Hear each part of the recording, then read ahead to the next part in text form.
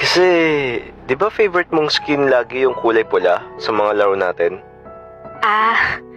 Wait, so, ayun na nga. After ko naman siya paalisin, pumayag din naman siyang umupo sa unahan banda. O, di ba, napakabait ko?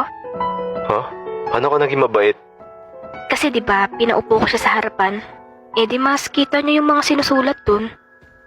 Yung kinukwento sa akin ni Kimiko parang parehas sa nangyari kanina sa akin sa school.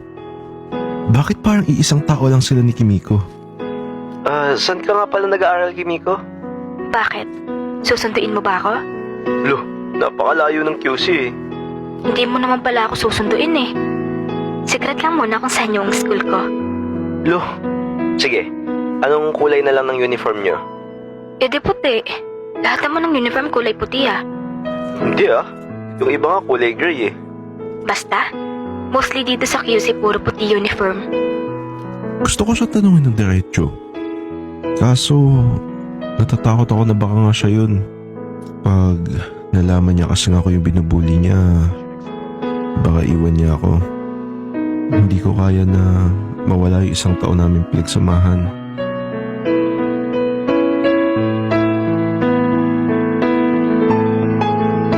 Maaga ako pumasok ngayong araw. Umupo kagad ako dun sa upuan ng nambubuli sa akin. Alam ko kasi bubulihin niya lang ulit ako. Pero gusto ko lang sana siya makausap para matanong ko ano yung pangalan niya. O bakit nandiyan ka na naman nakaupo sa upuan ko? Ulyanin ka ba? Ay, sorry po. Medyo malamig lang po kasi dun sa harap kaya umupo lang ako dito saglit. May nagtanong ba kung nalalamig ka dun sa harap? Umalis ka nga dyan. Sige po. Sorry po. Ay, pwede po bang malaman yung pangalan nyo? Bakit? Susumbong mo ako sa principal? Ay, hindi. Di ba magkaka-class election tayo ngayong araw? Oh, ano naman connect ng class selection? Gusto ko lang po sana malaman name nyo para manominate ko po kayo. Sinong nagsabing gusto kong manominate? Alam mo bang napaka-hassle ng president or vice president man yan? Tatawag-tawagin ka para sa mga meeting. Di naman bayad. Hindi ko naman po kayo inonominate bilang president eh. Eh ano? Secretary? Muse po. Muse? Opo, parang kayo lang po kasi yung pinaka-may tsura dito sa classroom. Kinutungan ba naman ako?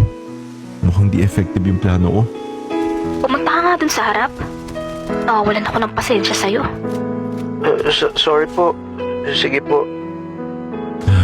Since di ko nakuha yung name niya, inantay ko na lang magkaroon ng class election. Nagbabaka sakali ako na may mag-nominate sa kanya. Kaso, nandun na kami sa part ng treasurer. Wala pa yung nag-nominate sa kanya. Kaya, gumawa na lang ako ng paraan. Okay, tapos na tayo sa treasurer. Sa Muse naman tayo. Open ang nomination para sa Muse natin. Sir. Yes. Mr. Ay shit! Oo nga pala. Pag tinawag ako ni sir sa first name ko, di malalaman niya kagad kung sino ako. Kapag siya nga talaga si Kimiko.